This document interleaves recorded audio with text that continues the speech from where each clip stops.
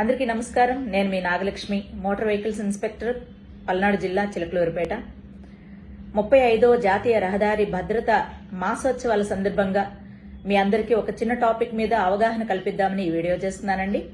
ఆ టాపిక్ వచ్చేసి under age group వాళ్ళు గనక డ్రైవింగ్ చేస్తూ పట్టుబడితే ఎటువంటి శిక్షలు ఉంటాయి, దానివల్ల ఎటువంటి ప్రమాదాలు జరుగుతాయి అనే విషయం మీద మీకు అవగాహన కల్పిద్దాం అనుకుంటున్నాను. అండర్ ఏజ్ గ్రూప్ వాళ్ళు ఎట్టి పరిస్థితుల్లో కూడా డ్రైవ్ చేయకూడదండి రహదారుల మీద, ఏ వెహికల్ ని కూడా. Under age in the sense 18 below. ఎట్టి పరిస్థితుల్లో వారు కనుక సహకరిస్తారు, ఎవరైతే తల్లిదండ్రులు సహకరిస్తారో వాళ్ళు వెహికల్స్ ఇచ్చి, వారికి శిక్ష ఉంటుందండి. ఆ శిక్ష మోటార్ వాహన చట్ట ప్రకారం సెక్షన్ 199 ఆఫ్ ఏ ప్రకారం 25,000 జరిమానా, అలాగే 3 సంవత్సరాల కారాగార శిక్ష ఉండే అవకాశం ఉందండి.